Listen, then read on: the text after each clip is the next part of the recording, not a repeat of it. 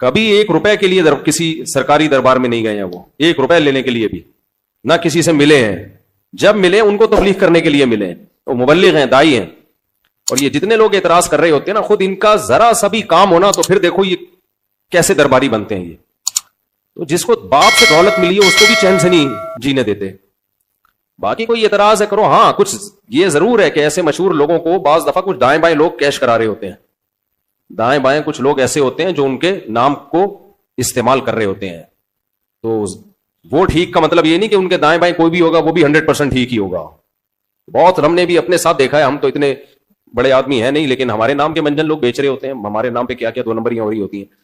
لیکن مولانا کو ہم ذاتی طور پہ جانتے ہیں، سخاوت کا دریا ہے، غریبوں کے لیے، مساکین کے لیے. اخلاق ان کے دیکھو یار، اتنا حوصلہ، اتنی برداشت میرے اندر تو نہیں ہے. صحیح بتا دو. عبادت گزار ہیں، تہجد گزار ہیں تو، لیکن طنز دیکھو. ہر دوسرا آدمی مالداروں سے ملتے ہیں، غریبوں سے نہیں ملتے. تم نے ملتے ہوئے دیکھا ہے ان کو؟ غریبوں سے ملتے ہیں کہ نہیں ملتے؟ ان کی ویڈیوز آ جاتی ہیں جب دولت مندوں سے مل رہے ہوتے ہیں. ٹماٹر والے سے ملتے ہیں تو کوئی ویڈیو نہیں بنا رہا ہوتا، کیونکہ پروگراموں میں ویڈیوز بنتی ہے نا، ہر جگہ تھوڑی ویڈیو بنتی ہے. ہیجڑوں پہ محنت کریں تو یہ ان کا حوصلہ ہے. کہتے ہیں ہیجڑوں کے پیچھے پڑے ہوئے ہیں. یار تم جاؤ 2-4 منٹ کسی ہیجڑے کے ساتھ بیٹھ کے تبلیغ کرو، اس کو تمہیں اندازہ ہو جائے گا. تو بس کر دو منفی باتیں پھیلانا، بس کر دو.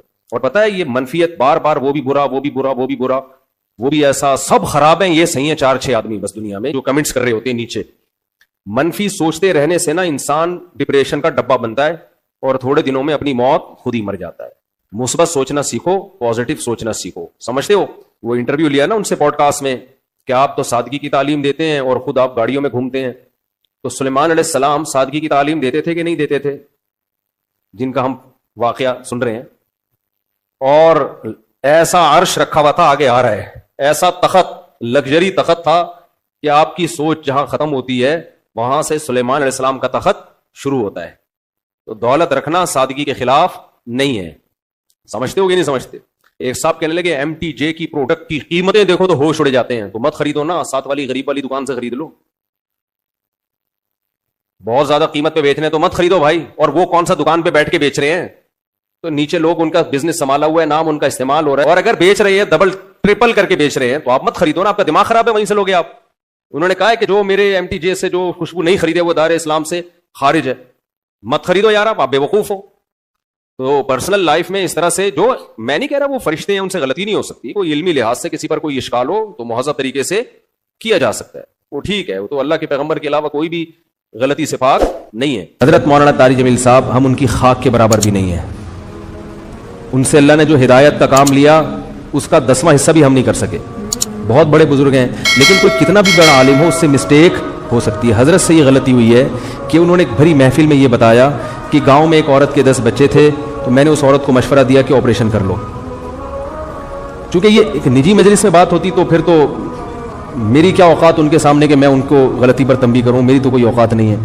لیکن چونکہ ایک بھری محفل میں بات ہوئی ہے اور ان کی ایک بڑی ویلیو ہے، اہمیت ہے، بہت سے لوگ ان کے اس تبصرے سے، بہت سی عورتیں وہ مس گائیڈ ہو سکتی ہیں اور وہ آپریشن کرا سکتی ہیں کہ بچہ آئندہ نہ ہو. تو حضرت سے یہ خطا ہوئی ہے اور ہر آدمی سے ہو سکتی ہے خطا. ہمیں بات وہ لینی ہے جو اللہ اس کے رسول کی ہے. بات آئیے سمجھ میں. 10 بچے بھی ہو جائیں، 20 بھی ہو جائیں، عورت آپریشن، حضرت نے جو یہ ان کو مشورہ دیا نا اس گاؤں کی عورت کو، یہ غلط مشورہ دیا. غلطی ہوتی ہے، مجھ سے بھی ہوتی ہے، میں بڑی بڑی مسٹیک کرتا ہوں اور ہم سے تو زیادہ ہوتی ہے، ان سے کم ہوتی ہے. لیکن یہ بہت بڑی مسٹیک ہوئی ہے حضرت سے، جو کہ ہر ایک سے ہو سکتی ہے. لیکن یہ غلط ہے، حرام ہے. 10 کیا 15 بچے بھی ہو جائیں، آپ حمل روکنے کے لیے آپریشن نہیں کر سکتے، نہ مرد نسبندی کر سکتا ہے. اس کی دلیل کیا ہے؟ دلیل اس کی یہ ہے کہ اللہ نے انسان کو اس کے جسم میں کانٹ چھانٹ کی اجازت نہیں دی ہے. خودکشی کیوں حرام ہے؟ آپ اپنے آپ کو مار نہیں سکتے. آنکھ پھوڑنا جائز ہے اپنی، کیونکہ آنکھ میں دیکھنے کی طاقت ہے. آپ کو یہ اجازت نہیں ہے کہ آپ اپنی آنکھ سے دیکھنے کی طاقت ختم کر دیں. کانوں میں اللہ نے سننے کی طاقت رکھی، آپ کان کی خودکشی نہیں کرا سکتے.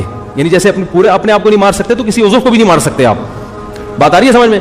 تو اسی طرح یاد رکھو، عورت میں جو اللہ نے قوت تولید رکھی ہے، کوئی ایسا طریقہ اختیار کرنا کہ یہ سرے سے قوت ہی ختم ہو جائے، تو عورت نے اپنے اس عضو کو ناکارہ بنا دیا. تو جیسے آنکھ کو اندھا بننا جائز نہیں آپ کے لیے، ناک کاٹنا، کان کاٹنا جائز نہیں، تو اسی طرح عورت کے لیے قوت تولید ختم کرنا حرام ہے، کیونکہ یہ قرآن کے بالکل خلاف ہے.